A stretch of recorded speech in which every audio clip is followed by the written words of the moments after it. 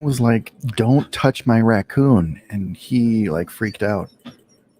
Oh, sorry.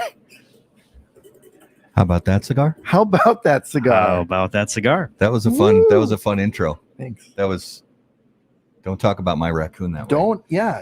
Guys, welcome to episode number 90. Can you believe it? Episode 90 of How About That Cigar Live. 90. Live from the Drew Estate Cigar Studios. Guys, thank you so much for joining us. Take a minute, share us out to your favorite Facebook cigar groups. Watch us on YouTube and share us out from there as well. As always, again, from the Drew Estate Cigar Studios, let's talk about the Drew Estate Undercrown Shady 20 and Undercrown Dojo Dogma Maduro.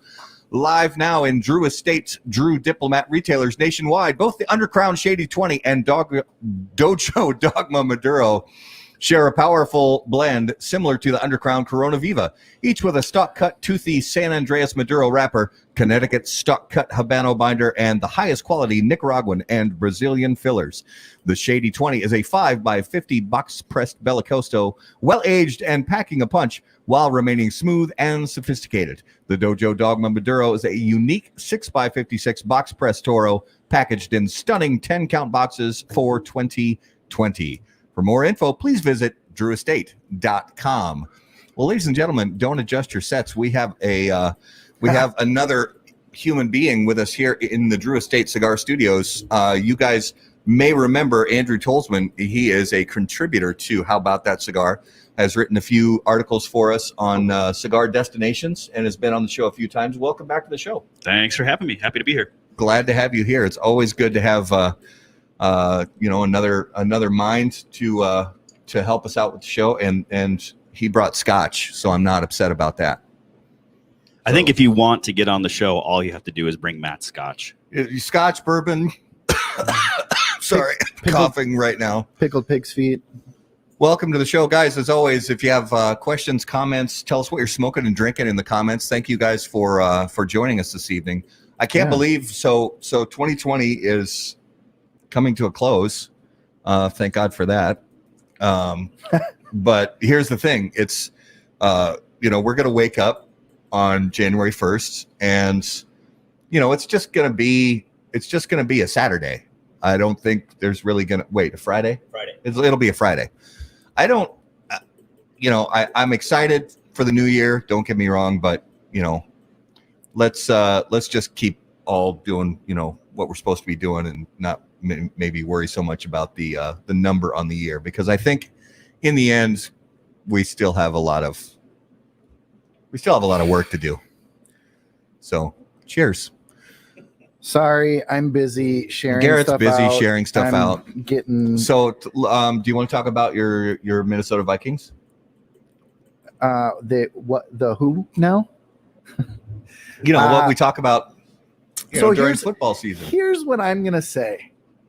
I continue to put the egg on my face every year, preemptively. Preseason, I'm like all gung ho, and admittedly, and I think I even said it live on the show at the beginning of the season. I kind of offered my condolences to Matt and the Packers early on. Said, hey, every once in a while we all need to have a rebuilding year. Thinking that Minnesota was going to be at the top of the division. It was going to be Green Bay and the Bears fighting for that maybe wild card spot with the Lions in the tank. It didn't really work out that way. No, it didn't. Does Zim need to go? Because let's be honest, his defense sucked. And he's a defensive guy. I know. Last week. Here's my only defense for Zim is I still believe in the schemes, everything that he does defensively. He's got the Vikings are a very young team defensively. They are. All of our corners are very young. The only exception would be our safeties, which we've got one stud safety. And, the rest we're working with young guys or probably, I don't know. Yeah. Benchers. So I will say this. I knew that this game for the Packers this weekend was going to be a big statement game because Tennessee is a very good team. Mm-hmm. Tennessee was the most effective scoring offense in the NFL going into this game. And the Packers have struggled against a few teams this season. Indianapolis, we turned the ball over a lot, which never helps. But for Green Bay to be able to hold the Titans to 14 points was pretty incredible. And it was, it was a great Green Bay type of game. It was a Lambeau Field type of game. A lot of snow. But this new kid, A.J. Dillon, the new running back, two touchdowns and 140 yards. A stud. He went into stud mode. Yeah, so I think about this going into because Williams are so we got Jones and we got Williams, Jamal Williams, and now we got A.J. Dillon. And I'm thinking because Williams was out with an injury. And I'm thinking having those three running backs going into the playoffs and having Devontae Adams and it's really Tunyon as a tight end. Yeah. Yeah. I love that guy. So what our buddy Pickle is saying, no excuses. We did have one of the top defenses last year. That's true. However, I will retort with the fact we had several key losses, not only in the defensive line, but in the linebacking core. We lost a safety and we lost two experienced corners, I'll say. Yeah. But not studs. So tonight, guys, we're doing a cigar swap. So I gave Garrett an unbanded cigar. He has no idea what it is. He just fired it up. Garrett gave cigar, an unbanded cigar to Andrew and also to me. I'm about to fire this up. It is a Bellicoso cigar. It looks like it's either a shaggy foot or it's damaged. I think it's just damaged. But yeah, and I don't know what it looked fine. I have no clue what this is. I'm about to fire it up right now. How's your smell? It's all right. Oh, what the hell is that? What the hell is that? All right, guys, this is a good exercise when you're about to light up a cigar. Don't hesitate to, get the cigar, give it a little love. I'm going to cut it. This is my cutter. I put the cigar in my mouth already, but it's my cutter, so it's all safe. And I'm going to give it a little cold draw here. What the hell is that? Okay, this is weird.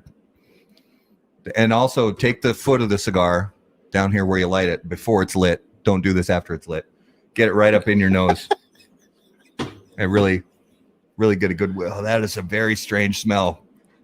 It's not a cigar smell. It's like the floor of a taxi cab.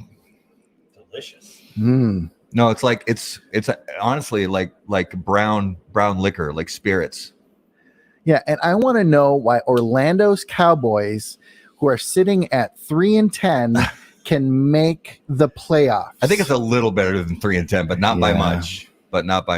Yeah, it's the NFC least. It is. It really is. That is a pretty rough division this year. Yeah, it's there. It's almost like every team in that division is vying for the bottom.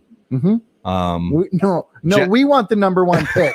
We do. The Jets definitely lost the number one pick by winning their second game of the season, so that was kind of fun. Mm-hmm. I think that's sad. I don't know about you guys, but you wish they would have tanked. Wishing your team would lose. I agree. I think it's terrible, and that's American sports. Well, and you could tell by the looks on the faces of the Jets players when they won that game that they care more about winning than they do about the draft picks. The players themselves, they go out there, they want to win every game they participate in, and I appreciate that. Yeah.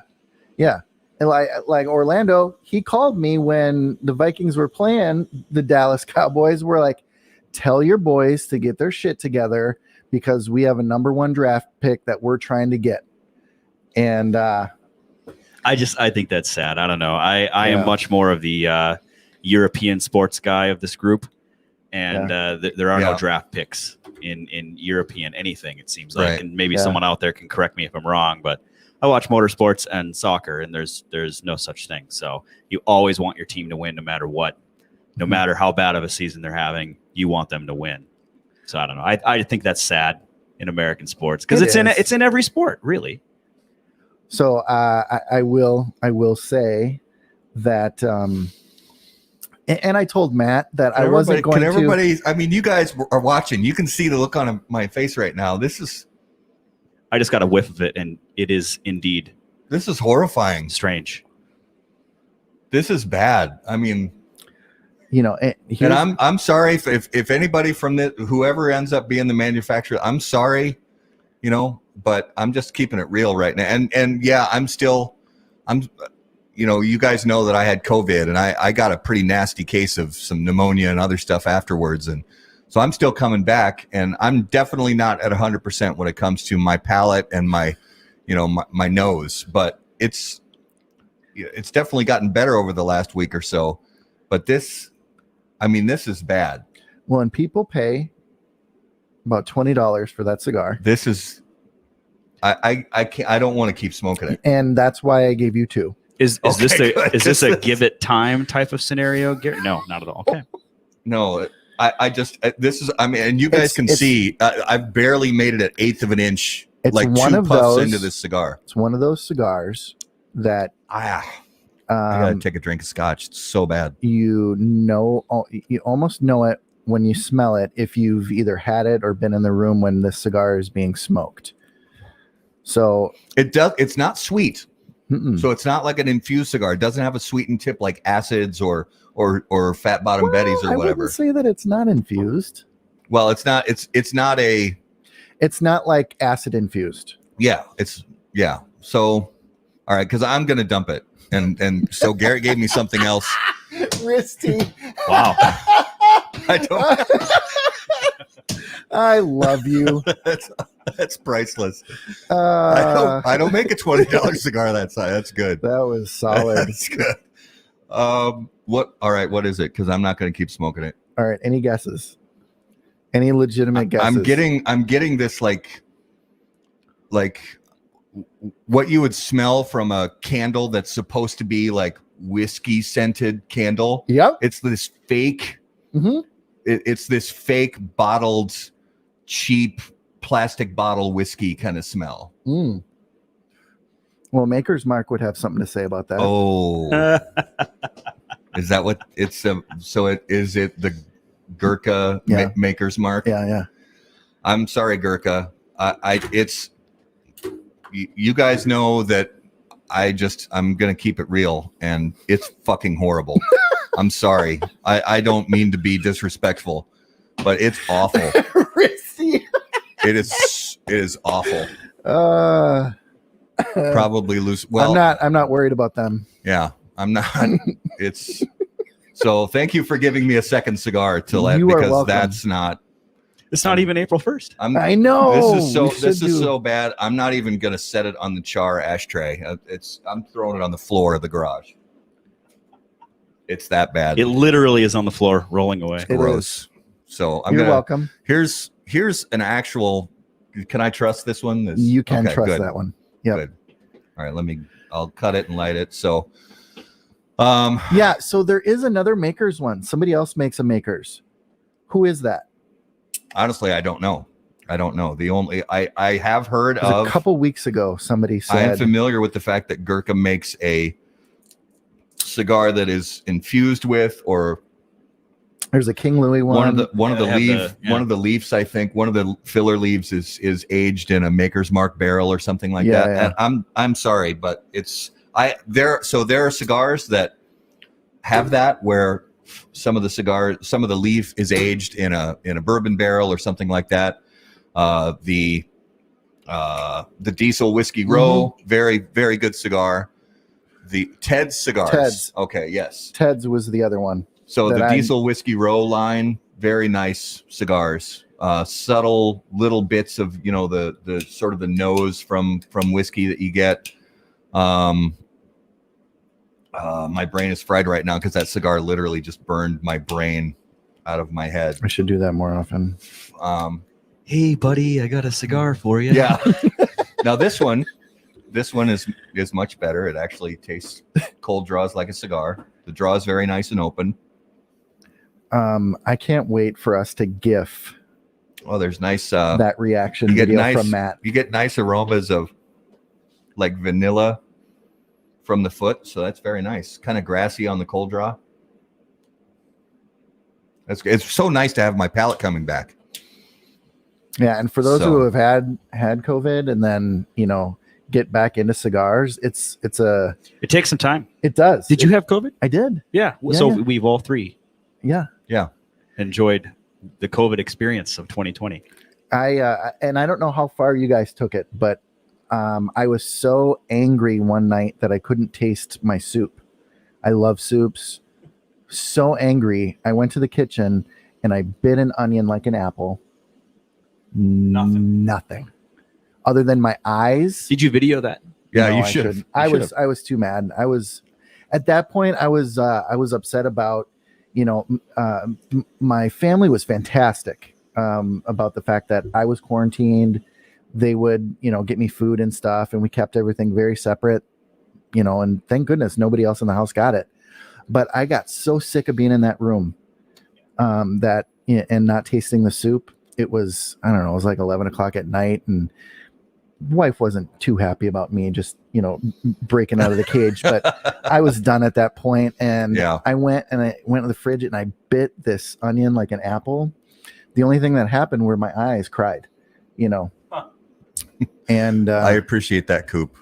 We'll have to take we're gonna gift that take an excerpt out of that and save it for the future. That was, again, I don't mean any disrespect towards any manufacturers, but that cigar was terrible. It was terrible. This one, just a couple puffs into it, this next one, it's starting out very nice. So it actually, it tastes like a cigar and it's got a very nice aroma to it. So thank you for not forcing me to smoke through the rest of that. Well, I foresaw that. Jorge from Punta Cana. Thanks for joining us.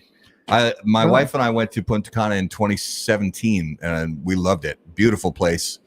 Had an absolute blast while we were there. So thank you for joining us.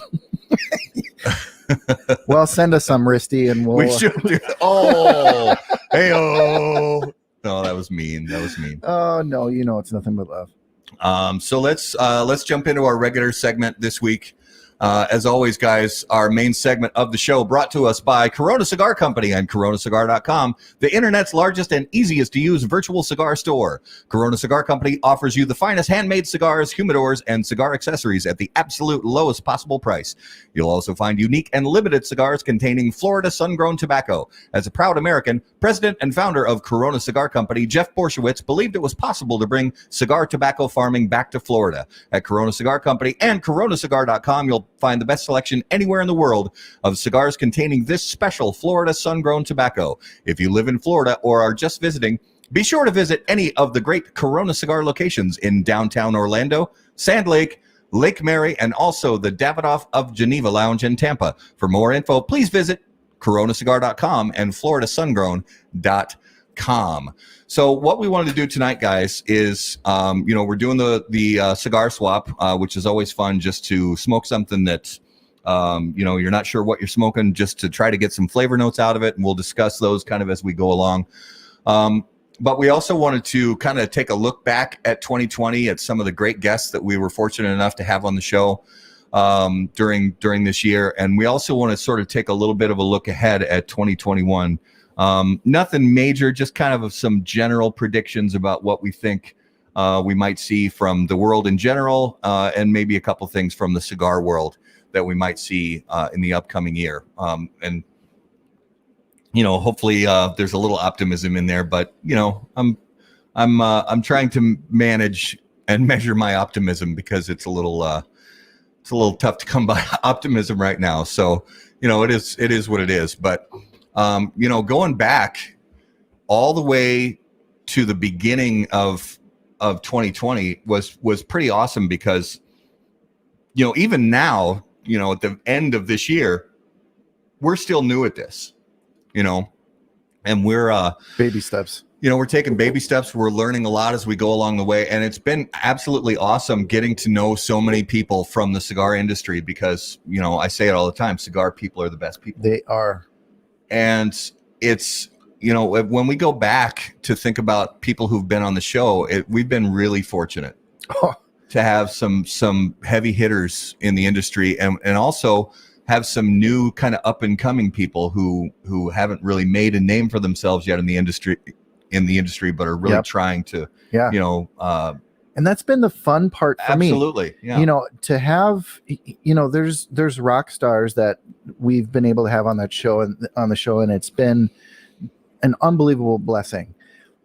And equally as awesome is these new guys coming in and telling their stories. And it's people that we've brought in that aren't looking to make a quick buck, that genuinely love cigars. They love the industry. Yeah. And it's the stories. I've just really loved them. Yeah.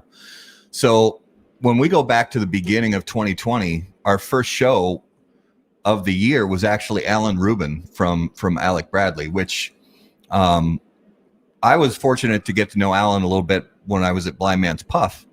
And this with the new venture with How About That Cigar, you never know how people are going to react. He wasn't doing shows at this point. He really wasn't doing shows. I mean, he very rarely ever did show. He definitely, and 2020's brought this out in a lot of people, where a lot of people are doing shows that never did shows before. They kind of learned it's like, man, we got to come up with a new way to market ourselves. Right. But Alan, I reached out to him thinking, not in a disrespectful way. I don't mean this at all. I just know that he's pretty careful with his time, reaching out to him. And I fully expected, to have maybe a few weeks go by and then get a kind email back saying, thank you, but we're not interested. I got an email back almost immediately saying, yeah, let's do it. Let's do it. Send me the info. And he was so gracious to come on. We talked a lot about his brands, his sons. We talked about, a lot of legislative stuff because he's really deeply involved in stuff like that, which is cool. Yep. And then right after that, we get Nick Melillo from Foundation Cigars, which is, again, it's just awesome. It's insane that, that he would be gracious enough to come on a brand new show like ours. But he was great because, he's one of those, there are a lot of people in the industry with really deep knowledge of the leaf of the tobacco itself, and he's one of those guys. So it's cool to learn kind of some of the intricate stuff about the tobacco plants themselves and how they turn them into these awesome products.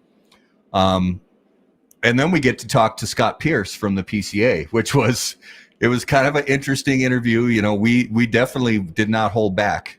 No, we were, and this was right after the announcement about the show cancellation. No, it wasn't the show cancellation. It was wasn't it about the boxes and packaging? Gosh, I'm having the worst time remembering right now. I still got COVID brain. But it was right after a major announcement of some kind that I don't recall right now. Right. And he came on and talked to us about it. And it was, we asked some tough questions of him, kind of one of them being, what the hell are we paying you for? Mm-hmm. And he was candid about it. He was very honest with his answers. We appreciated his time. PC had a rough year, man. And I don't think they did everything right, but I still believe that we need the PCA. We need the PCA. I hope that they learn from, as we all do. I hope they learn from their mistakes. Yeah. We all have to learn from our mistakes and, figure something. The Big Four. Thank you, Coop. That's right. It was right after the announcement of the Big Four companies pulling out of the PCA trade show, which had nothing to do with COVID at this time. Yeah, at this time it had nothing to do with that. It was kind of based around the whole Cigar Con thing, and just falling out, losing some trust in the organization as a whole. So thanks for that reminder. will. And then we had a cool, old visit with old friends from Blind Man's Puff. Oh, that was fun. So we get Emmett Eric and Zane. Emmett and Zane, yeah. And Zane sadly couldn't smoke with us because he was at a hotel. But and this was kind of actually the time that we were doing a lot of our shows from Sodi's. Yeah. We did months and months worth of shows from Sodi's, even going back into 2019. Yep. Yeah. And Sodi's Cigars, they were kind enough to say, hey, why don't you come? Because in the really cold winter months before we had the studio set up and heated and everything here, they were kind enough to say, come do the show here. I actually think the last show of 2019 was there, because I think I was there. there. It was. Yeah, the Cigar of the Year show. Yeah, because I'm not traveling much this time of year, so I was able to swing by. Well, and you've been kind of grounded because of COVID and everything, and you traveled so much. That was one of your big things that you helped with us is, you get to go to so many cities during your regular travels in your work that you would go and visit these different cigar shops that all have, cool stories and cool people, but you haven't been able to do that. Well, I hit the road back at the end of June, so we had like a 3.5 month hiatus of no travel from the beginning of March to like June 22nd, I think was my first trip back. But everywhere we went, or most places that we went, or I went, cigar lounges might not have been open for in-store smoking. Yeah. Some were, most weren't. The ones I was most excited about were actually in Dubai. There's a whole bunch of really cool locations. The pictures from Dubai were awesome. But every single lounge was closed. Actually, I take that back. There was one that was open, but they had diminished hours because of COVID. And sometimes we work late, and there was, by the time we get off of work and grab dinner, it was just, they're closed. So I was really bummed out because there was actually a really cool one in my hotel. What was the pricing like in Dubai? Are their prices really high or not? So I could only buy cigars at, so my hotel was right by the Dubai Mall, which is, I believe, the largest mall in the world right now. And through a series of fortunate events, I was given a $250 gift card that I could use at the mall, and they had a cigar shop. Not a lounge, but just a shop. And I think their prices were pretty on par with everywhere else. That $250 gift card was good for one cigar? No, I bought... I probably brought home 15 or 20 cigars, mainly Cubans, because it's so hard to get here. Yep. And then I found something else to blow the rest on. But that was a real bummer for me. Yeah, and if you guys aren't, if you haven't seen Andrew or, he is a voice coach for donkeys internationally, and he goes around and he trains donkeys to speak, and goats, goats mainly donkeys, mainly donkeys. What? Just roll with it, man. Just go with it. No, he has actually probably of the sphere of friends, one of the coolest jobs ever. Yes. I work for a race car simulator company based in Los Angeles, and I'm based here in the Twin Cities. But my job is essentially to install these things around the world for people that buy them. And I also run the rentals division. So the whole events industry just got hammered this year. So I think my last event was in February, and I've done 0 events since. And we really don't know when it's going to happen again. And that right there, I end up in Orlando a lot for trade shows. Well, right? And my favorite spot is Corona. Yeah. It's spectacular. Well, but January 1st, everything's just magically going to go back to normal, right? It is. Yeah. No more masks, no more social distancing. January 7th. January 7th. Yeah, okay. Yeah. That's really not true, but we shall see. It's not going to happen. So kind of continuing down the train of show guests that we had this year. Back on the legislative side, we had Glenn Loop from the Cigar Rights of America. He has actually stepped away from his role at Cigar Rights of America, but he's a consultant now, I believe, with the PCA. Right. So he's still involved, and I had a feeling he was going to stay involved. But I think there are a lot of moving parts there, and the whys. We can have him on the show again this year to discuss that. But I'm glad he's still involved because I think he's a very smart guy, and I think he actually in the relationships. Yeah, he has a lot of relationships, and he actually this is a culture that he actually cares about. Oh, for sure. He's not just a lawyer who's looking for a lobbying gig. He actually cares about this culture. Yep. So I think that's good. Next, this one's actually really cool to me. The next guest we had was Juan Martinez from Hoy de Nicaragua, and this is actually his interview on our How About That Cigar Facebook, which a lot of you guys are watching live right now.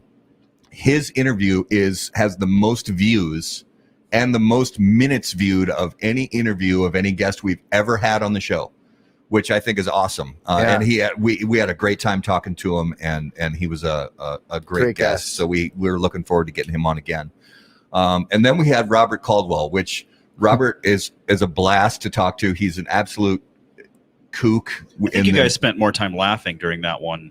We did. We had such a blast with Robert, and I wish I would have had a button-up shirt. I know. Get the taco meat going. Get it all the way down, to the belly button. Yeah. Get some medallions, some beads, some chains, extensions. But this was one of those, where we learned from our mistakes.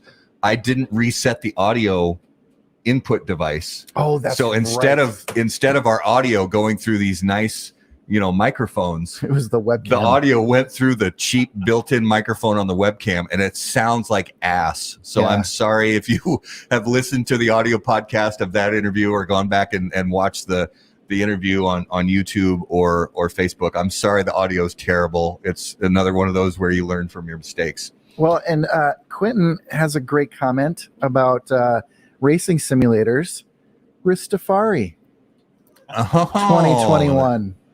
So we can make that happen. What are we looking at?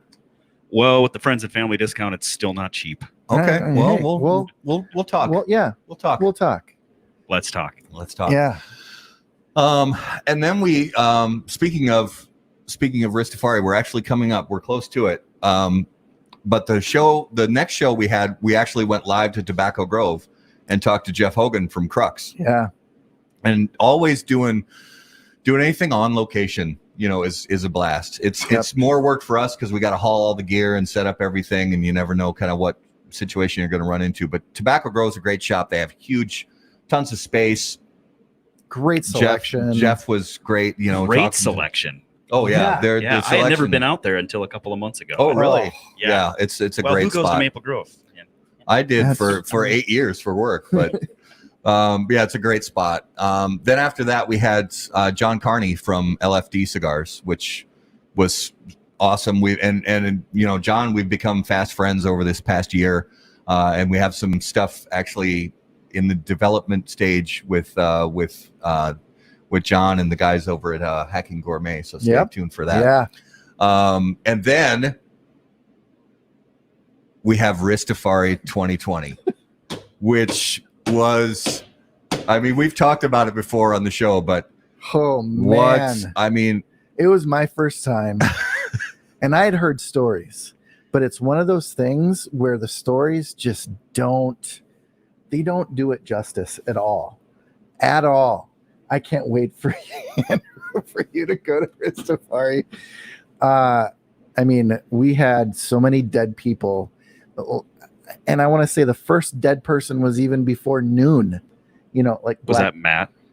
Matt actually made it past lunchtime. I made it past lunchtime, but then the main day of the festival, it was I had a little nap. He did. He napped. I had a little nap, and I went out to the car. I'm not ashamed to admit it. I hit things pretty hard early in the morning, and about 1:00. Yeah. I said, I'm gonna go out to the car, take a little break. We were gonna do a 5:00 show. 6. We were gonna go. We were gonna go live. We were gonna go live at 6, and I came inside at about 5:30, and we ended up going live at 8. I think somewhere around 8. So I keep checking in on Matt, giving him water and stuff periodically, and we were gonna have Risty on too, and so I'm looking at the combination of Matt And at this time, Risty was blackout hammered. And I was like, oh my gosh, if we go live now, we're committing suicide for so many things. Yeah. Yeah. So, and that's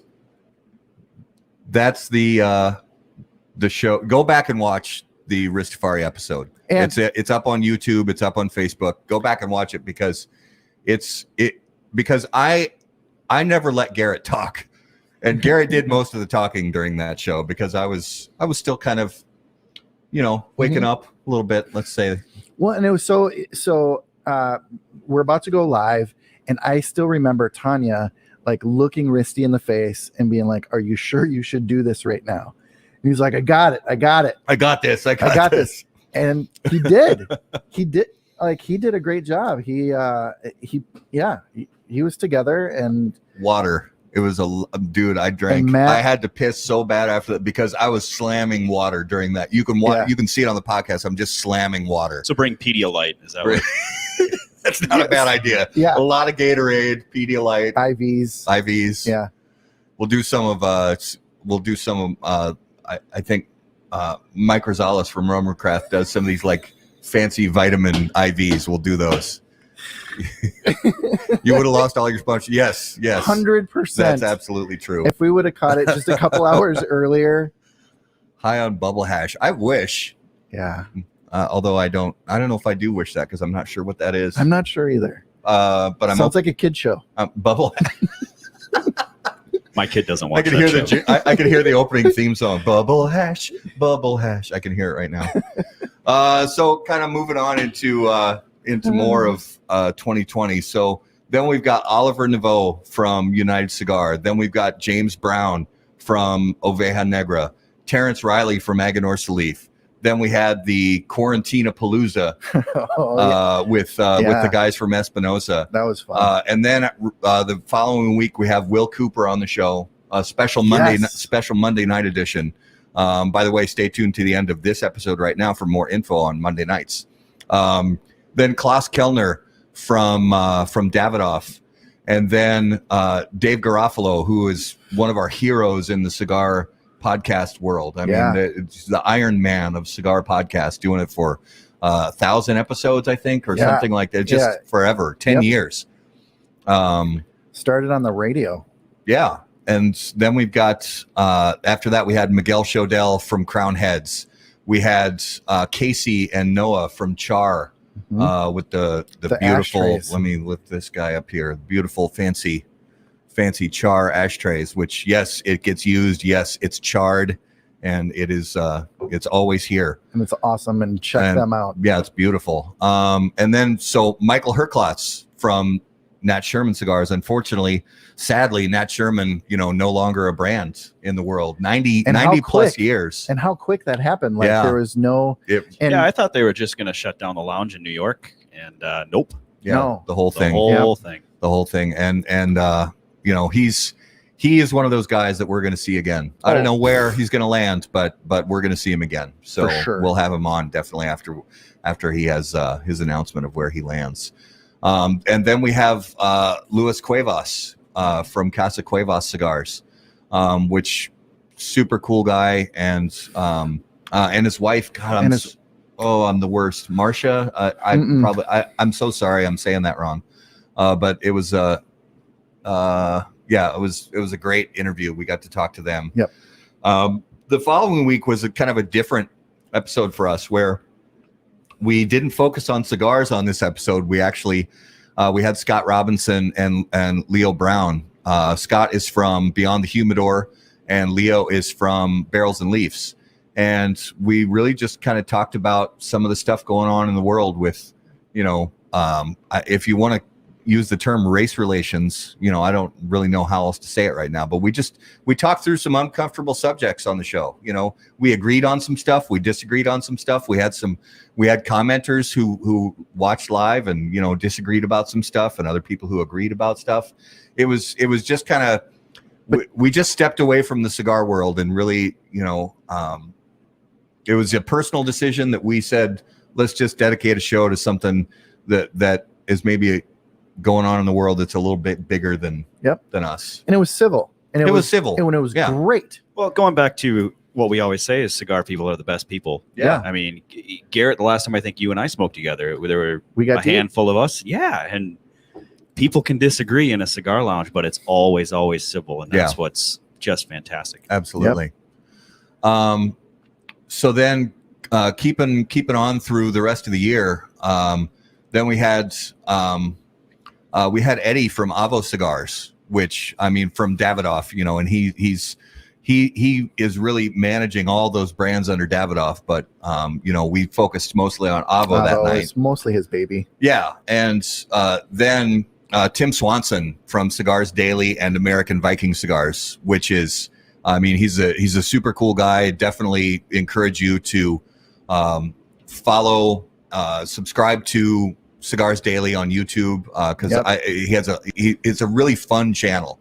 It's fun and informative, so I encourage you. And their Facebook page is really active. It really is, yeah. It just eclipsed 25,000 members.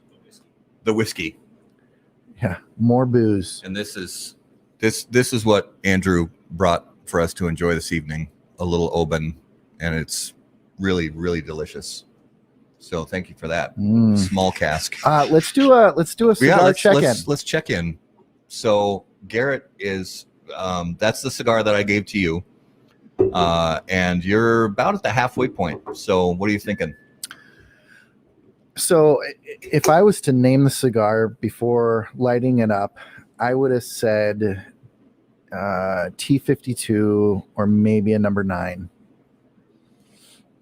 So you got that from appearance alone, from appearance alone. From aromas and flavors, is it kind of in that same line?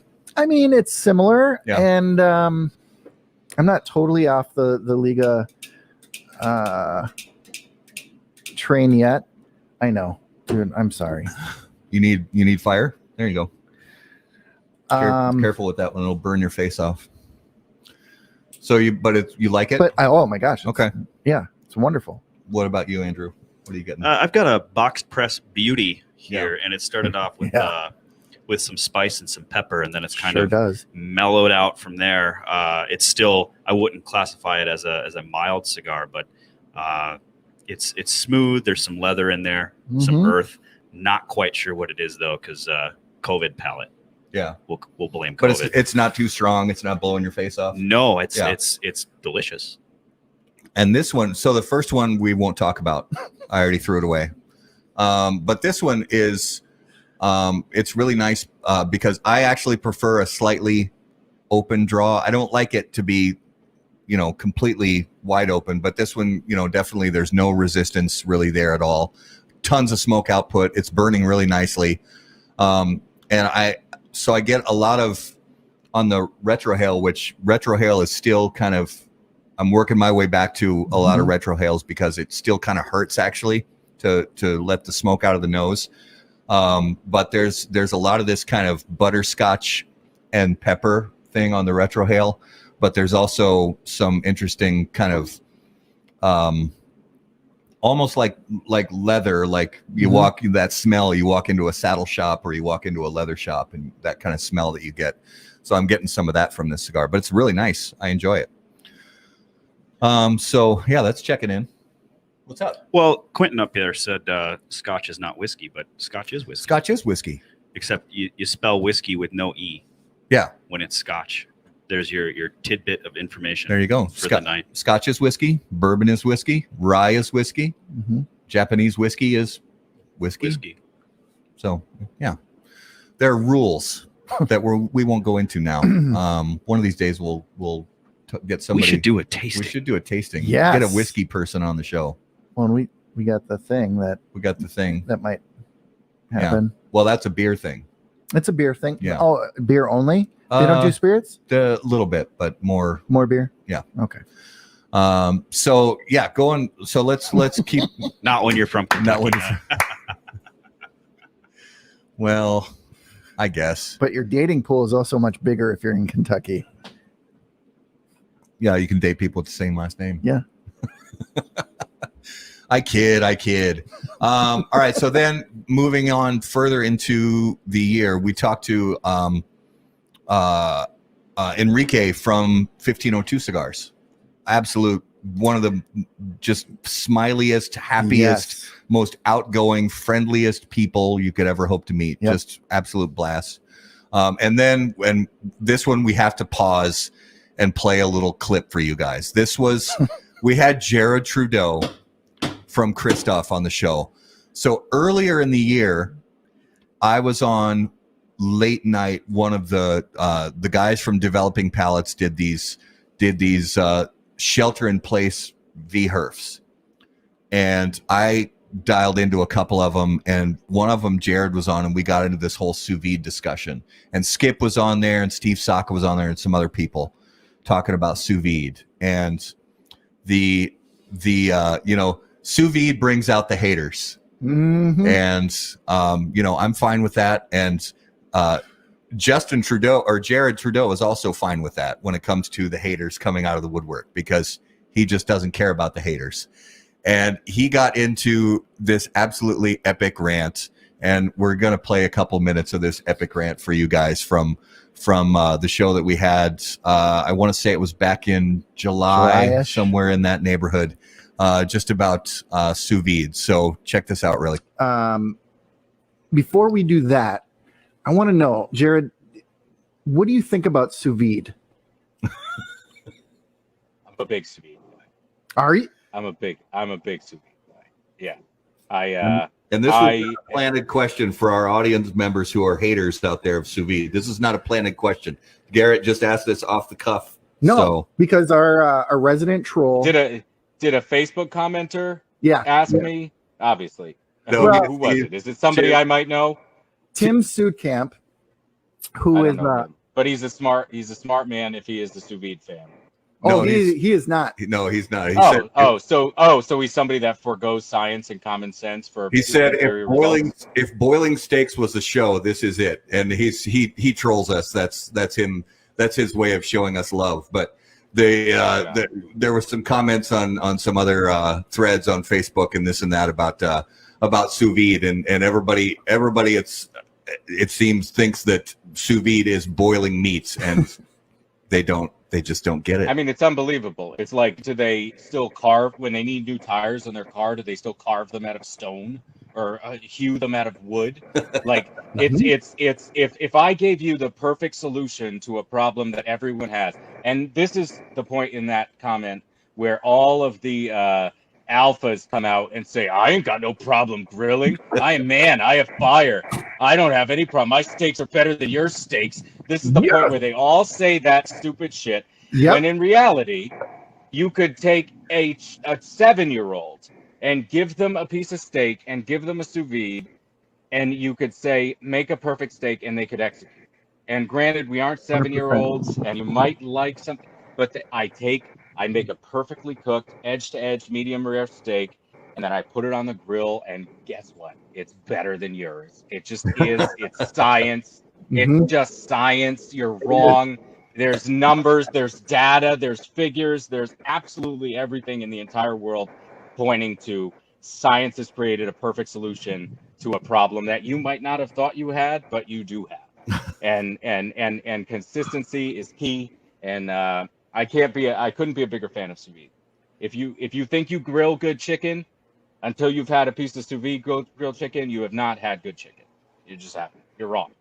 So troll away. I'm ambivalent. You will not hurt my feelings. You will not hurt my feelings. I will go back in my house and I will eat a sous vide filet mignon, and I will be perfectly content knowing that you're out there, an old man shouting at the sky, telling me how wrong I am. I am entirely ambivalent to your opinions.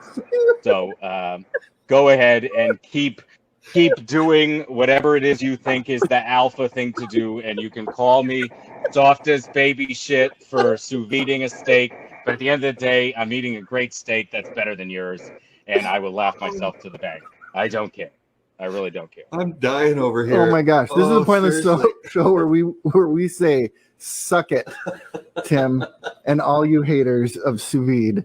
Oh. That was the best soapbox we've had for a long time. Thank you, Jared. Oh. So that's going back our favorite. Oh my god! We actually reposted that rant as a separate video on Facebook and YouTube because we just had such a blast laughing our asses off at Jared for that. It was great.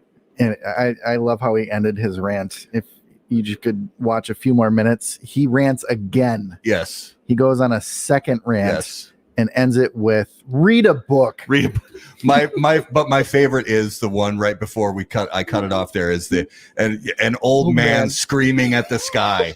It's great. And so for those of you who are still against sous vide, that's fine. Yeah.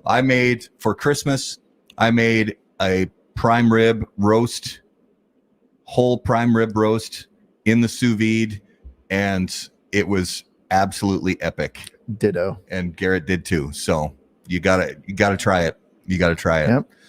Yep. So keeping on with 2020, we had Claudio from Mombacho Cigars. Mm-hmm. We had, and this next episode that we had was actually one of, I think it's definitely up there in our highest viewed episodes. We had what I called the industry hive mind. We had Honest Abe from Smoke Inn. We had John McTavish from Developing Palates. We had Skip Martin from Romacraft. And we had Charlie Minato from Half Wheel. Yep. And we just talked about a lot of the big issues going on with the cigar world, from COVID to PCA to branding to a lot of different things. Yeah. It was an over 3-hour show. We don't do shows that long, but we just kept going and really got through a lot of material. And to be fair, John just sat there and looked pretty. It was Skip and Charlie were that was the biggest banter. Yeah. Going back and forth, but it was all quality stuff. It was such a fun show. Well, and we fortunately had to make up for it, had John back on the show. Sadly, I wasn't on that show because I was sick, but in the Rona. We knew we had to have John back on the show because he literally said 4 words during the whole podcast, during the whole 3.5 hours. He was so patient with us. Yeah. So then we had. Yes, I yield my time. I yield my time. Yes. Charlie kept saying that on the show. He kept saying, I yield my time to Abe. He kept doing that during the show because Abe also had to, kind of fight for time. He did. But he's used to it because he's got his own show and he's used to having to kind of, budge in and get some airtime. So then we had Luciano from Ace Prime on the show. Absolutely awesome guest. Such a cool guy. So many great stories. He's another one of those people that really has a heart for this cigar culture and the things that can kind of blossom out of this cigar culture, whether it's charities, whether it's anything. He's just got a great heart for this cigar culture. And then we had Lee Marsh from Stolen Throne Cigars on the show. If you haven't checked out Stolen Throne Cigars, you really should. They're especially that Crook of the Crown. I mean, that Crook of the Crown, I just love it. I do too. It's so dark and just meaty. It's a great cigar. And I love the story of the naming. Yeah. So go check that episode out as well. It's a great episode. And then we had Tony Barrios from Stallone Cigars. Not Stallone Cigars, but Stallone Cigars. Also a guy with a great story, a great history, family history in tobacco, and really some very good cigars that they're putting out. Then we had Jeff Borshowitz from Corona Cigar back on the show, and he's a great guest because we get to learn a lot about, so many different things, from retailing to farming to legislative stuff that he's really involved in. And so he's a good guest that we get to a lot of facets from. George Rami from Camacho Cigars. Absolute blast, talking about the new Camacho Nicaragua and kind of talking about Camacho's history and their rebirth, and just a huge powerhouse that they are really in the premium cigar world right now as a brand. Then Dean Parsons from Epic Cigars, who, Dean, shout out to you. Thank you. You just sent us a beautiful box of the new 10th anniversary cigars to try out. So thank you for that. We're really excited to try those. Then we had the guys from Protocol. We had Juan and Kevin on the show. And if you've ever seen any cigar show with Juan on it, you know it is going to be a good time. And it's phenomenal. It is phenomenal. It's just so great. And they've got this new, the new cyber crimes protocol that's out there now. So excited to try that. Then we had Ron Brown from RTB Cigars on the show. Another one of these, again, we want people to be able to tell their stories. Yeah. And he's a small brand just starting out, and he's really put together some nice branding, some nice cigars, and giving him a chance and some other people to tell their stories on the show.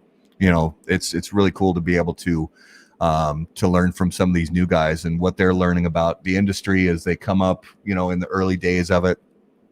And I'm gonna pause, for a puff. First station identification. Should play the intermission music. Yeah, it's phenomenal. I can't put this down, Garrett. This is good. I know. It is just destroying it. I'm changing my tune to Foundation. Okay. All right. That's what how's my poker face doing? I can't read it at all. Good. That's what a poker face should be. It's one you can't read. Are you picking up anything? I'm brand wise, no. Wrapper wise, I think barely started. I think the wrapper is Ecuadorian Habano. You are correct. Okay. Brand wise, I really can't get a handle on it. But wrapper Ecuadorian Habano from the look and the flavor, definitely. But I like it. Again, it's burning well. I was talking for a long time there, rambling on about all the shows, and hadn't taken a puff of it for a while. And as you can see, it's fine. It doesn't need the lighter again. Which means it's a damn good cigar. That's right. And I'm gonna say Nicaraguan broadleaf.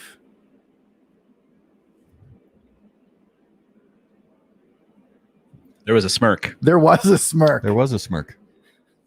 Continuing on. Then we had Nick Sierras from LH Cigars. Nick is again, go back and watch the show. He's a great dude. Has a lot of history and knowledge. He's been all over the place. A lot of time spent in Cuba learning about Cuban cigar farms, Cuban tobacco farms, Cuban cigar factories. Then we had Pedro, who is Pedro from Drew Estate.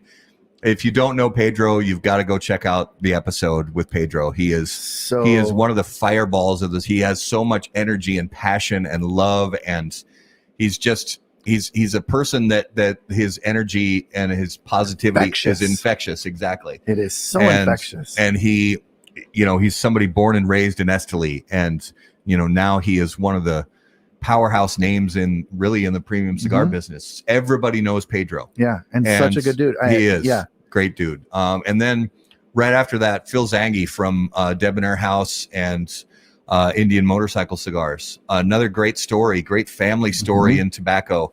And he's kind of he's got the science down, the mad scientist of tobacco. He really he knows so much about the processes that go into curing and fermenting and everything.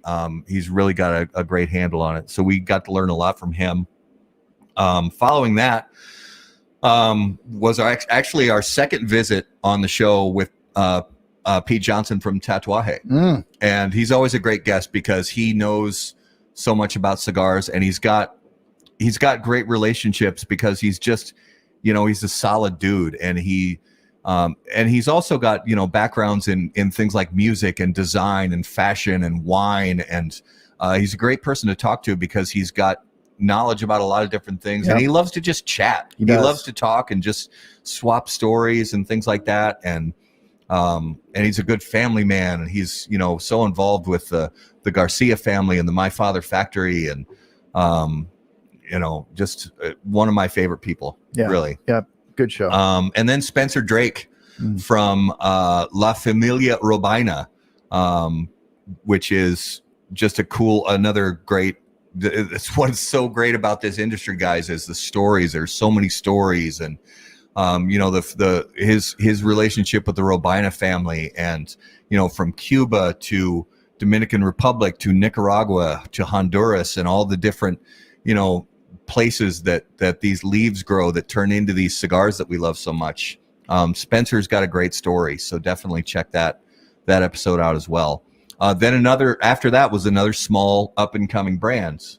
We had Chris Moore from Carolina Blue Cigars, who we got to know through Leo at Barrels and Leafs. Yep. And Chris has a great story, and he's building his brand. He really is making, and they're doing it right. They are doing it right. They're working with good factories, or they're working with people to set up their own factories in Nicaragua.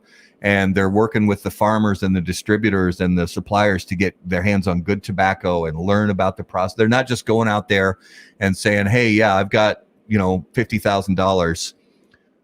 Sell me some cigars that you have on the shelf, and I'll put a band on them." There are some brands that are doing that, but we've been fortunate to talk to guys who are actually learning about the process. That's right. They want to put in the work, and they want to get to know this, this culture, and I think that's great. And then we got to have Honest Abe DeBabna back on the show to talk about the Great Smoke, the digital experience, which we're going to have more info coming up about that soon. It's going to be a killer February? Online event. Yeah. And it's, so if you guys haven't yet, go on smokein.com and buy your box for Party pack. It's an absolutely insane deal.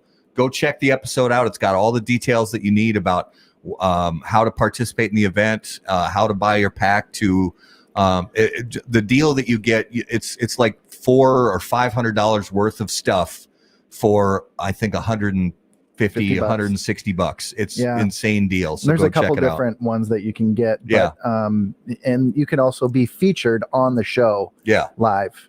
So just a really cool event that they're going to be doing. So then we had our second visit with Ben Holt from Dissident Cigars, part of that Oveja Negra family. And, Ben took that brand, and he did more than resurrect a dormant brand. He found the brand and turned it into something completely new. He made it his own, completely his own. And it really, the style of the brand, the style of the cigars, it really is him. Yep. And we also got, because he's a United States Marine. Yeah, that's we right. also got, it was the birthday of the United States Marine Corps. We got to learn a lot about the Marines, about his service and things like that. So, Luciano. Oh, cheers, brother. Thank you for, thanks for joining us this evening. Yeah, man. And then, so the week after that, this was cool. Actually, this was the next night. We had a special Wednesday night show, part of the La Zona Palooza takeover. So the guys from Espinosa had their event. And again, because of COVID, they had to have the event as an online event. So they had La Zona Palooza online. Yep. And they went on to a lot of the cigar shows, ours included, to promote the La Zona Palooza event and just make sure everybody was aware. We're grateful to them that they, used us as a platform to, get the word out some more about it. All the guys at Espinosa, from Eric Jr., Jack Tarano, Hector, we just love all those guys there. And so much. They're a great company, great people. And be on the lookout for, hopefully, for cigar events to make a comeback, for real, actual cigar events to make a comeback. And there are a few people who I think did more of those events than the Espinosa crew.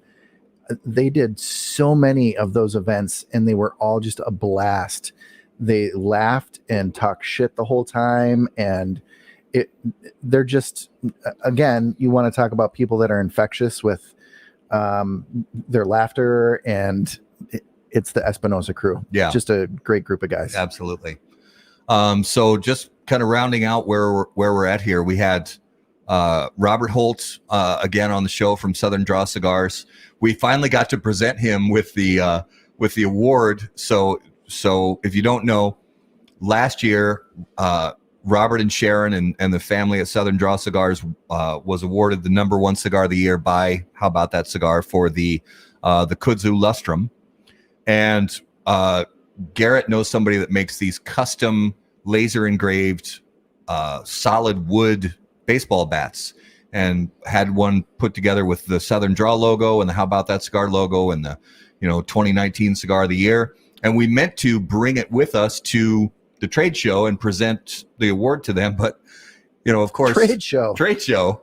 We don't need we do, but we were going to present it to them there, of course. So that didn't work out. So we sent it to them, but they've really been away from home. They've been spending time traveling and just kind of staying isolated, really. Yep. So he was kind enough to sit out in the cold for that show, just last month, sit out in the cold and smoke with us while we interviewed him and talked about the new stuff they've got that's just releasing right now. Yep. Showed the bat off and yeah. And then we got to talk to Orlando Gillum from Divine Leaf. Thank you. And that was what an absolute, just another powerhouse of a guy. He's got energy. He's got love for the tobacco industry. He cares about his cigars, set up his own factory, and just a cool story and some unique and interesting cigars too. Oh, very. That are outside of the norm. Absolutely. So, and he and I have become pretty fast friends. Yeah. Great guy. Yeah. We chat on a weekly basis. And then I got the COVID. The Rona. I got so sick. And so we had Garrett got to know John Strange from the Sober Cigar, and said, let's bring him on the show. I said, awesome. Yeah, I would love to talk to him. And sadly, I didn't get to talk to him because I wasn't on the show because I was too sick. So, but I did, I went back and I watched the episode, and Garrett did a great job. And he's a really cool guy with a great story. Cool. Yeah. You didn't want to do the episode from bed? I could have, but #commitment. The show must go on. Ouch. I just got Says called. The guy who's been on the show like 4 times. I just got called out. And he, Matt did comment because he did watch the show from bed. Yeah, that show I did watch from bed and he live said, and behave, comment. Daddy's watching. I did. At least you were watching. I was watching. Points for that. May have made me tickle a little. Yeah. So I'm down to the nub on this. You're going to let that one go now? Well, it's the last third was tremendous. So Yeah. I got some caramel. Do we say caramel or caramel here? either one's good. Because I think caramel, California. Caramel, California. I think, so here's me. I think caramel, I think dense and chewy consistency. I suddenly had a Mike Tyson moment. Consistency. I think dense and chewy, and when I think caramel, I think flowy and runny. Interesting. I said flowy and runny. That's gonna be a clip. That's gonna flow. I think so. Flowy and runny. So tell them what it is, Garrett. Any guesses? Well, the first 2/3 I was thinking Padron. Okay. But now I have no idea. Yeah. So it is the Tatuaje Mexican experiment. That's I don't think I've ever had one of those. Yeah. Fantastic. I will very good smoke cigar one again. Oh yeah. Thank you. Very good cigar. My pleasure. So we just got a few more shows to catch us up to today, and then we'll do some tasting notes and talk about other stuff. Sorry to interrupt. No, it's all good. You were there. You were there. So Garrett interviewed John Strange from the Sober Cigar. He is in the UK. Is he an Irishman or an Englishman? He is an Irishman. He's an Irishman. Yes. I apologize, John. Don't be upset with me. He's an Irishman. But living in the UK. Living in England. Yep. Yeah. So Wait a minute. Living Ireland and England are both the UK. That's true. He is living in London, or not in London. He is in. Is he in England? Yes, He's in England. he's in England. There we go. Step Mansfordshire. I just made that up. I don't even know what that is. I'm sure that's a town somewhere. It's a town somewhere. So then the week after that, I was really hoping to come back, but on top of my COVID got a visitor named pneumonia, so I got actually even sicker. Yeah. And then John McTavish from Developing Palates was on the show on his own. He got to talk. That show, I was out. I was so medicated. I was so sick. Yeah. So I didn't watch that episode until the next day. It was great. You guys did a cigar gift guide, gift guide for the holiday season, and that was really cool. It was fun to watch. And then we talked to Danny Vasquez from The Voyage from Baracoa Cigar Company. Really cool because that whole story of coming back, relaunching that brand. A lot of fun to talk to him, and I remember actually one of the comments that Orlando was watching and commenting during the show, and he was so into Danny's story that he commented, "I want to be Danny when I grow up." Right. And I just thought that was just so cool because for us to be able to learn from these people, and a young brand owner like Orlando, to be able to learn from somebody who's maybe been in the business a little bit longer and just gain some even if it's just gaining confidence. Yeah. You don't even necessarily have to gain knowledge. That will come, but just to gain confidence to go out there and just do something and just make something happen. And that's another part of the show that I've really loved is this has become another networking piece for not only, brand ambassadors, but, some of these up and comers that come here and, form relationships with other people. That just makes me feel good that we're providing a platform to foster that. And I love it. Yeah. I love hearing that. Orlando and John have now become good friends, and they're talking about doing stuff together. So love it. I love it. It's just a great community. So, and then last week we had our year in review show, which was a new thing for us, but a lot of fun.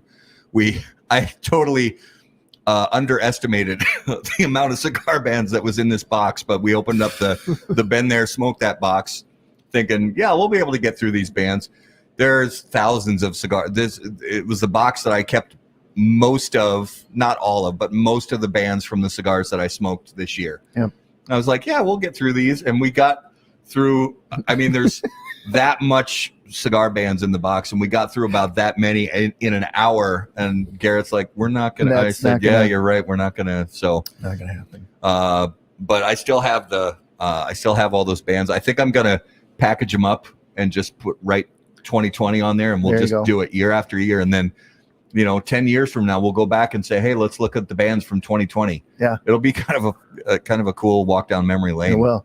And then that brings us to right now. We're live. This is the last show of 2020. We discussed, we'll mention again, but we discussed we're not going to do a cigar of the year list this year. Yep. We didn't put in the work to have enough content to make a good list. And that's on us. We learn from it. We move on. We already have things in the works. We're working on a review schedule where we're already scheduled out through March, I think. Yeah. Where it's like reviews are scheduled. This is the name of the cigar. This is the date that the review is going to get published. We're working on getting things squared away so we can, actually produce content on a regular basis, be consistent about it. And here's a funny story. We're having a conversation with the kids, my wife and I. And I remember it was around 5 p.m. the other day. We're having a semi-serious conversation with the kids. My phone is in the next room. It is going freaking nuts with notification dings. And finally, Jill was like, can you go take care of your phone? And I go and I look at it, and it's all these how about that cigar calendar invites from Matt. Like just a shit ton of them. Yeah. I was after we got to the point where, we realized, okay, we're not going to do a cigar of the year list. I sat down and I've been working on analytics and spreadsheets and stuff, you guys. And I actually sat down and I said, okay, these are the reviews that we have the content for. We have the photographs and we have the tasting notes. And let's just pick a date for each of them, get them on the calendar, and start scheduling them out. So one a week, that's the goal, is one per week, maybe more, but we're gonna bare minimum. We're gonna stick with one per week, and that's what we've got going on. And hopefully I can get back into some lounges too, and do some more. I think we've still got one in the hopper. We do. Hasn't been posted yet. We do. Yeah, I got to get on that. Well. It's probably okay because I haven't been able to really do anything. Yeah. Well, and we'd also like to, get you involved in some other stuff. So for 2021, if you're up for it. I'm up for listening. Okay. Right. Well, it's just, my travel schedule I know can be insane. I put you on the spot there live on the show. Like, say yes. Say yes. Say yes. No, I know what you mean. Dude, voice training donkeys. It's a full-time gig. It's a full-time gig. Yeah. Yeah, and then you get the what was the other animal? Goats. Goats. Yeah. I mean, stay away from sheep. Yeah. No sheep. Well, Alabama. Never mind. No. Yeah. Let's move along into this week's Smokabulary word. And as always, Smokabulary is brought to you by AJ Fernandez. Born and raised in Cuba, AJ Fernandez now produces unparalleled premium cigars in Esteli, Nicaragua. The day-to-day operations at Tabacalera AJ Fernandez are managed under the watchful eye of Mr. Fernandez himself in order to ensure superior quality. The AJ Fernandez portfolio of premium cigars provides blend, strength, and flavor profiles to match the preferences of any premium cigar consumer. Whether it's New World, Dias de Gloria, San Latano, Enclave, or Bellas Artes, you are sure to be satisfied with a premium cigar from AJ Fernandez. So this week's Smokabulary word is glass. And specifically in for this particular one, I wanted to talk about glass top cigar boxes. Oh, so legit. Even more specifically, glass top Cuban cigar boxes. Super legit. Super legit. And we briefly talked about this at one of our really early shows. Mm-hmm.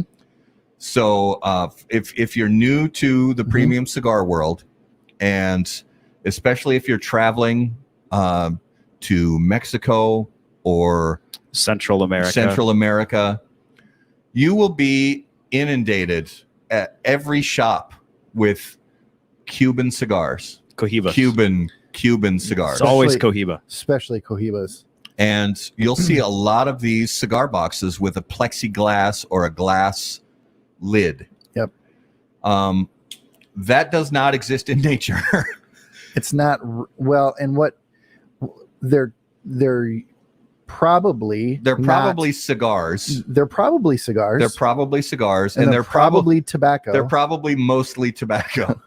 But I have seen crazy things inside those cigars. Yeah. They're not for real. So if you see a glass top box in Mexico, it is not legitimate. Yeah. Don't buy it. If it's gifted to you, smile and nod. Say thank you. If it's somebody that's really close to you, you can, give it a week or two and then pass them out to your non-cigar smoking friends. Yeah. Laugh about it. They'll get a kick out of it. And I have, there was one time that I got a counterfeit Cuban cigar and I knew that it was a counterfeit cigar, but I was curious. I smoked it and I got a little ways into it and I thought, this isn't really too bad. Some of them aren't bad. And then I smoked a little more of it and I thought, and I kept smoking. I smoked the whole cigar. Yeah. It was okay. Yeah. Just know that they're not all terrible. However, they can have presence in there. They could, plastic. Yeah, I've seen dog plastic, hair. Yep, hair. Poop. Yep. Poop. Yeah. Yeah. Are you speaking from experience? Maybe. Oh. Perhaps. Fecal matter. Like that first cigar that I smoked about an hour ago on the show. there might have been poop in that cigar. Whiskey infused poop. That is this week's. Oh yes, herpes. Tyler says. Herpes. Yeah, they're most definitely. There's probably herpes in that cigar. Yeah. Speaking from experience. No, not speaking from experience. And that is this week's Smokabulary Word, brought to you by AJ Fernandez. And now it is time for Numero de los Muertos. All right, guys. Numero de los Muertos is brought to you by Oveja Negra Brands. They bring you premium smoking experiences forged from tobacco, time, and talent. Comprised of Black Label Trading Company, Blackwork Studio, Dissonant, and Emilio. Oveja Negra Brands provide smokers uncompromising blends renowned for their flavor and lasting impression. Oveja Negra, where art and tobacco collide. Join the flock. Visit ovejanegracigars.com to learn more. All right. All right, guys. Let's get the comments rolling so we can watch those too. This week, the number is 800-ish in the U.S. People die from this per year. Per year. All right. As always, viewers on YouTube, viewers on Facebook, let's get those guesses rolling. Is this winter themed? It is not. Okay. 800-ish per year in the United States. Yeah, and I'll go into it afterwards. It may get a little dark at the end, but it'll be fun on the top part. Actually, Tyler's comment may work. Is it from the previous discussion? Is it herpes? It is not. It's not. Okay, it's not herpes. That could have been a dual purpose comment. Q, that's not nice. It's not Risty Cigars. It's way it's above not 800. Risty Cigars. It might be a Maker's Mark cigar. Is it Maker's Mark Cigars? It is not Maker's Mark. Not Maker's Mark cigars. Oh, Sorry. you could have tied that in very nicely. Yeah. Maker's Mark. Yeah. 800. Is it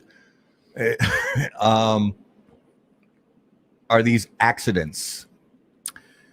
Workplace accidents. Yeah, not workplace Not accidents. workplace. So it's a leisure activity, Oh yeah, and you said it's not winter themed. correct. Would it be considered a team sport? Oh, brother. This could get interesting.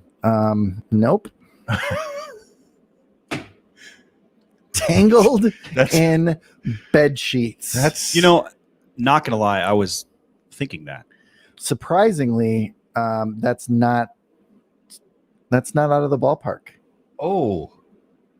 That's why you laughed at the Skip Martin for the win. Are you serious?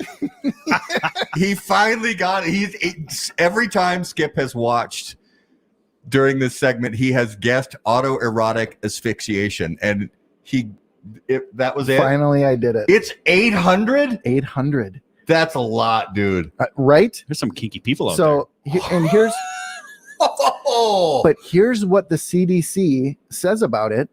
It is anywhere from 250 to 1200. Why it's not a solid number Still for them. solid. there. It's not a hard 800. It's not a hard It's 800 is because some of them may not be accidental. They figure some of it is actually suicide on purpose, set up to look like autoerotic. I think if I was asphyxiation. going to kill myself, I wouldn't want to be left with people thinking that that's what I was doing. With a belt around your neck and your pants around your ankles. The biggest, the biggest name in this in recent history was David Carradine, and his in the thought around his death was that it was on purpose. That so it is kind of a gray area, and that's why we don't have a hard number. A hard number. Kung Fu. That's right. One of the funniest jokes on any of the Comedy Central roasts. I don't remember who said it or who the roastie was. Yeah. But somebody said, "You're like David Carradine. You tightened your belt and you came." Oh, yeah. That was Those roasts are gold. Some of them are fantastic. Oh my Some of them are gosh. fantastic. Yeah. If you haven't seen the one, It was the roast of James Franco and what's the guy, the tall, lanky guy from Saturday Night Live, Bill Hader. Oh, Bill Hader. He played the president of Hollywood, where he comes out in this red velvet tracksuit with a blonde or a gray wig and the big like Scorsese glasses. Super and he thick says, New York accent. He says to all the people, "You're welcome. You're welcome." It's just it's the absolute best. And Nikki Glazer, yes, is awesome. Oh, she's great.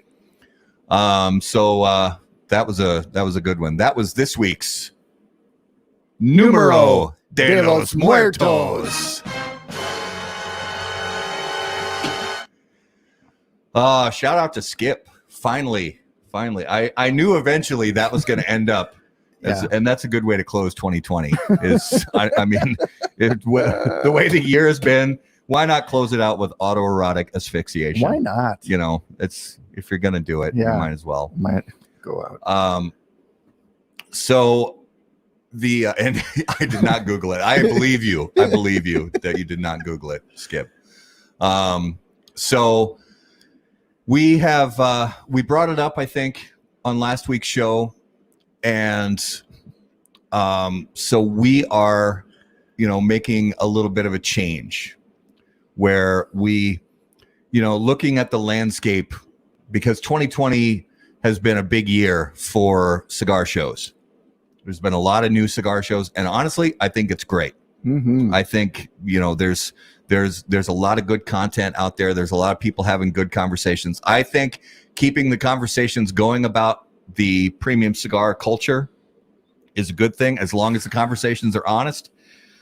I think it's a good thing. Absolutely. And the fact is, there's a lot of stuff going on Tuesday nights on Facebook and YouTube with the premium cigar world. We looked at the landscape, and while there are still some things going on Mondays, there's not as much going on Mondays, and there's there's less congestion when it comes to cigar shows. So, and you don't have to compete with Housewives anymore. You don't have to compete with Housewives or The Bachelorette or Dancing with the Goats or Dancing with the Ostriches, or that's my favorite. House Hunters, Vampire Edition, or whatever it is. Yeah. So we are moving to Monday nights, and sounds like somebody's got a case of the Mondays. Yep, somebody definitely has a case of the Mondays, and that is us. So we're moving to Mondays with flair. So be on the lookout for that. Just set your calendars, because every Monday night we're gonna be live. And if you have those reminders set, it'll already remind you. So that is a good excuse to go on YouTube and click the bell and go on Facebook, and you can choose on Facebook to get a reminder every time we go live. How about that cigar goes live? So don't miss that. And we actually, this is a good opportunity because we have Andrew on the show, and we did the lightning round questions with each other last week, but we can do the lightning round questions with Andrew. Absolutely. And let's get some tasting notes on our final tasting notes on our swap cigar. It's dirty. It's the good dirty. Kind of dirty. It is. Is it like belt around the neck dirty, or is it more like earthy? It's not like a vinyl belt. It's like more leathery, like a leather belt. Like, okay. No, but it is definitely very earthy, dirty, and I like it. My final throw out a guess would be Foundation Wednesday. Okay. You should have stuck with your first instinct. Damn it! Because that is a Drew Estate Liga Privada T52. You called it right. The very first cigar you mentioned was the T52, and that's what it is. And his poker face held up. So you had it right at the very beginning. You got to stick with your gut, man. I know. You got to stick with your gut. But then you get in your head about it. Mm-hmm.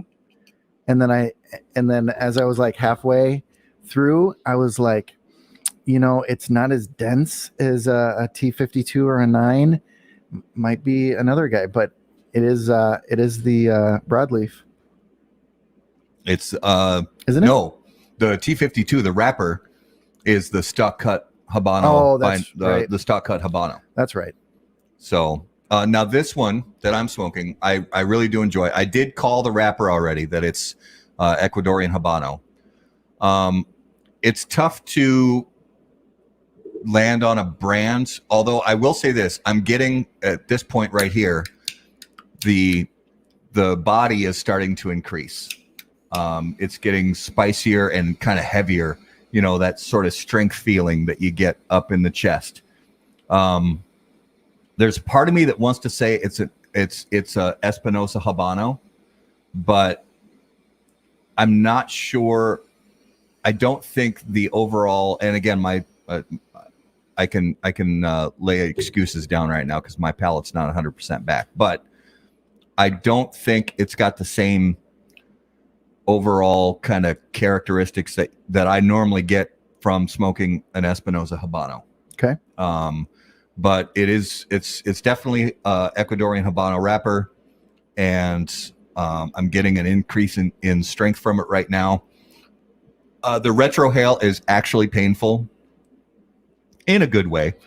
It's not. I don't mean that in a bad way. It's Hurt just me good. It's definitely heavy. And I enjoy it, and it smokes great. The performance is fantastic. So what am I smoking? It is a Crux Bull and Bear. Bull and Bear.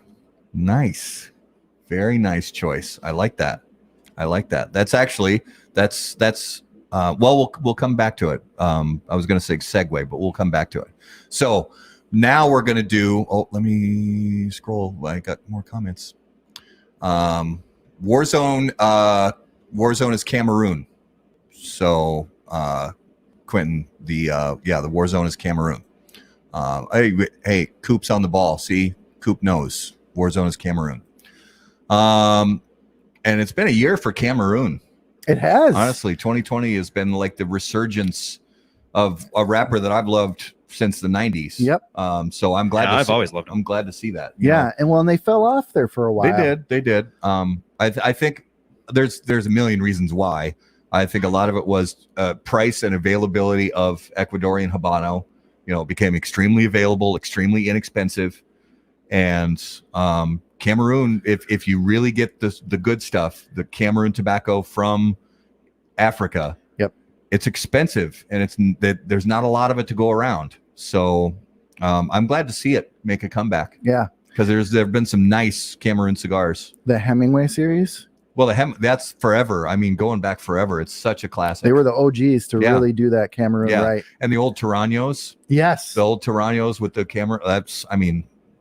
Lights out. Yep. So good. That was one of my favorite cigars like 15 years ago. Yep. Something like that. All right. So we do you've seen it and heard the lightning rounds. So we're going to go through these with you, Andrew. You think I'd be prepared? Yeah. Having heard it so much. So I think we would have been. You just fired up a Cuban, a Romeo. Yep. Yeah. Is that the Petite Corona? Yeah. The Tubo. The Tubo. Yep. Is that the one I gave you? No. Okay. You got that in Dubai. Dubai. There you go. Actually, no. I think I bought these in Amsterdam. Okay. To be honest. This guy, world traveler. I'll tell you. It's All tough. right. If you could hear the thoughts of one living person for 10 minutes, who would it be and why? My wife. Oh, you're brave. Wow. I am not that brave, dude. No. Yeah. What's that Mel Gibson movie? What Women Want? There we go. You'd think it's a gift. It might not be, but you still kind of want to try it out. Yeah, but I feel like I would be in the crying game. Careful what you. What? Naked in a shower, like rocking. Choking yourself with a belt. I can't. We gotta move. We gotta move on. I can't. Yeah. I can't. Nope. Yep. Nope. All right. Hey. All right, Andrew. If you were about to get into a fight, what would your soundtrack music be? Something with the word "run" in it. Something with the word "run." So I am not a fighter. I like that. That's very good. Oh, I ran so far away. Going back to the 80s. You don't remember See, that no, song. I was born in the 80s, and it's probably my least favorite decade of music, to be honest. Oh. Flock I'm of sorry. Seagulls? I'm sorry. No, that's okay. That's all right. That was Flock of Seagulls. Right? No idea. The 80s music is more nostalgic and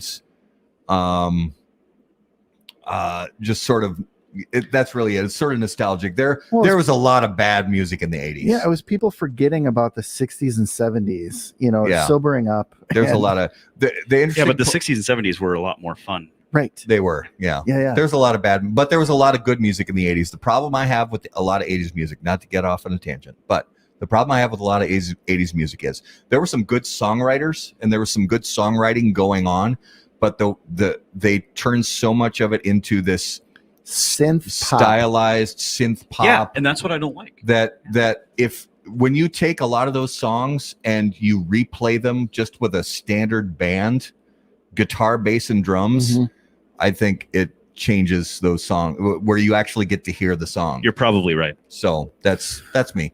That's the music major coming out of me. So choose one of the following. You could hit a home run as a starting pitcher. You could score a touchdown as a defensive lineman, or you could score a goal in a hockey game as the goalie, or a soccer game as the goalie. Is this in like the top professional? Yeah, Yes. professional Okay. sports. I would say score a goal as a goalie in soccer. Soccer. Well, if that happens, it's typically a last-ditch effort. Yeah. On a corner kick at the end of the game. You're the hero. And it's happened. I mean, I'm not a big soccer guy, but from what I understand, it has happened only a couple handfuls of time in history. It happens. Yeah. I think it happens more than you think. Okay. But, Okay. But yeah, it's a big deal when that happens. All right. If you could bring back any fashion trend from the past, what would it be? I'm torn because I just watched Bad Times at the El Royale. Have you guys seen that? No. Garrett, you gotta see that. It's a good movie.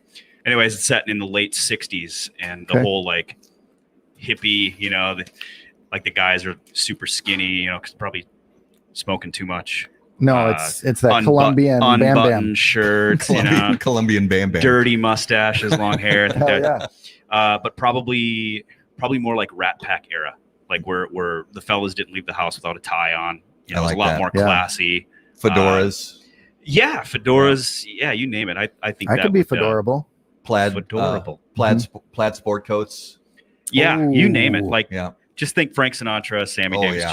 Jr. In Las Vegas. Yeah. When you walk through the casinos and everyone's wearing a tie and ladies are wearing dresses and they're smoking, like that'd be cool. I like that. Yeah. Who is your childhood or teenage actress celebrity crush? I have no idea. So, yeah, I was sheltered as a kid, Oh, so I didn't you see didn't a get lot to. of. Yeah. Yeah. I was. Then who was your first Hollywood or celebrity crush the that you first remember? celebrity, the first celebrity that you looked at and went, "Oh, hello." Yeah. Like, have you I don't know. guys? Britney Spears, maybe. Okay.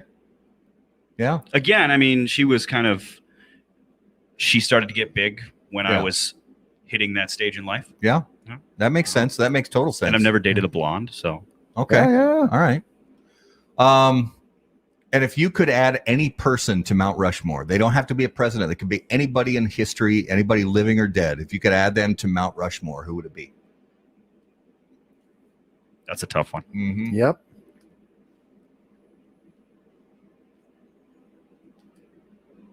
I don't know. I want to say someone like important that has contributed positively to society. Paul Rubens. Yes, Pee Wee Herman, Mm-hmm. Orville Redenbacher. Orville Redenbacher. I don't know. I mean, then you think about the people who have done something just spectacular, something that has never been done before, like walk on the moon for the first time. Neil Armstrong. Or, Yeah.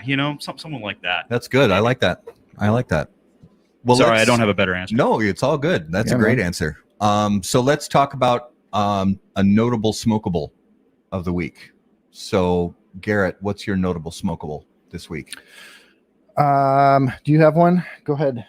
I Move do. on. Yeah. I do. And you that's go yours. So the fact that you gave me a crux to smoke, I had already put on my list today that my notable smokable was the Crux Guild, and I smoked that just a couple days ago. Shout out to all the guys at Crux for sending us a nice little gift pack for Christmas. And I sat down a couple days ago, fired up Crux Guild, and really, I mean, excited to have my palate start to come back, because I've noticed this is something interesting. So any of us out there who are, you know, dealing with COVID recovery and getting the palate back, you would think that you would want to start out with mild cigars and smoke a lot of Connecticut's and Sumatra wrappers and stuff like that. Mild cigars to get. I actually have found the opposite is true. My palate is craving things that are bold and that have a lot of depth and complexity to them. And I'm not getting a lot of that from, I tend to, when I smoke the mild cigars, I tend to just get this sort of flat, almost acrid flavor from them. But when I smoke the bolder things that have spice and have earthiness, that is tending actually to wake my palate up more than the mild stuff. And the same is true with foods. Yep. I was starting to, you know, eat foods. I was like, okay, I'll have eggs and I'll have rice and stuff.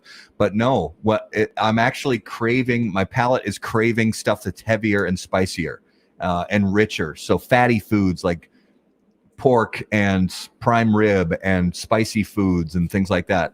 It's actually helping to wake my palate up. And citrus, a lot of citrus. So any of you guys that are going through COVID recovery, trying to get your palate back, I would recommend that you focus on stuff that's actually cigars and foods and beverages that are a little on the heavier and more bold side, and that I think that's going to wake your palate up more.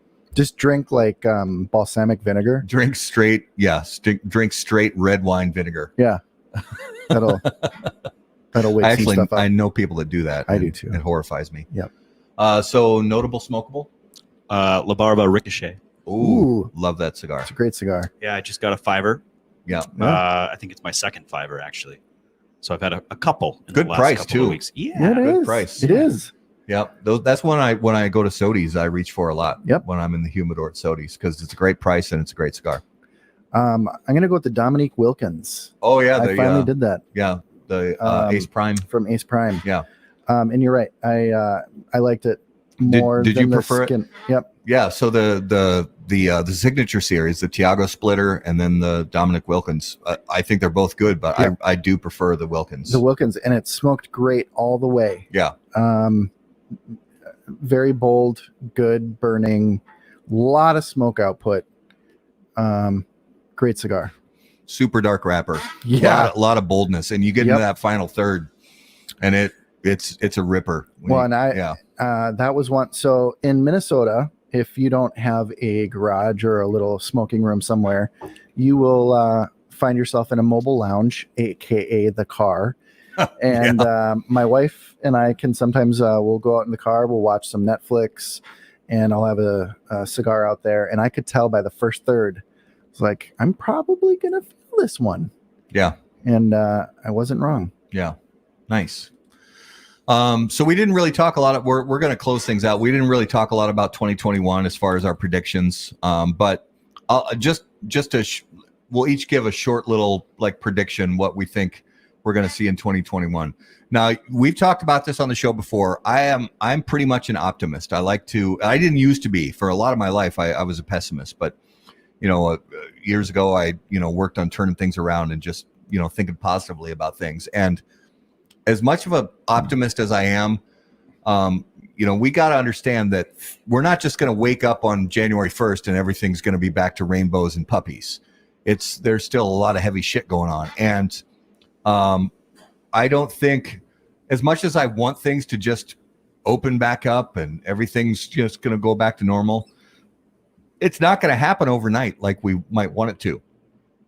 And a lot of that is going to go I think it's going to go long term. Mm-hmm. As much as I want for trade shows like TPE and PCA and events, big events and things as much as I want that to open up, I'm not sure if 2021's the year. I want it to so bad. I want to go and hang out with you guys and smoke with you guys and have conversations and laughs and all that. But I don't know if 2021 is going to see what we want to see as far as things just opening back up again. I think it's going to take a long time, and I don't think that's right necessarily, but I think it's what we're going to see, and it makes me sad. But we got to get through it, and we got to just keep pushing for the freedoms that we're supposed to have, really, and that comes from just be out there and actually do something with the freedoms that you have. And I'm not talking about Facebook. Leaving comments on Facebook and posting things on Facebook don't do a damn thing.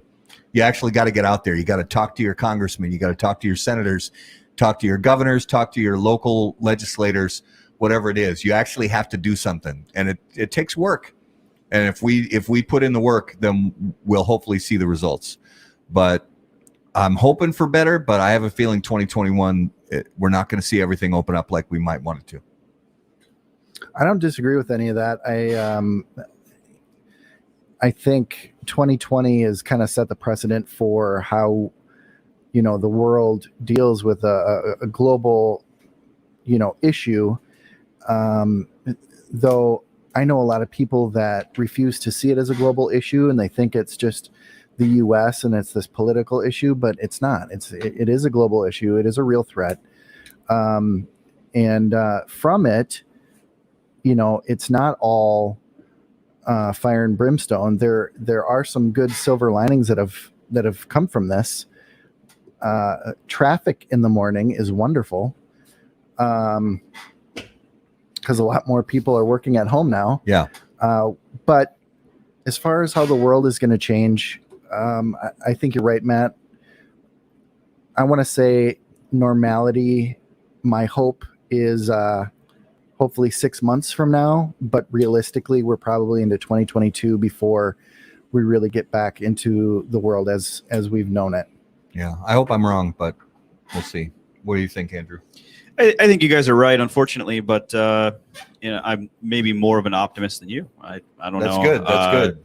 I'm seeing, as someone in the events industry, I'm already getting emails about 2021 trade shows, specifically one that my company is involved with. The next iteration of this show is in Indianapolis, and they're saying, well, Indianapolis Convention Center is, they've been doing trade shows in 2020. Obviously, there's a whole bunch of restrictions.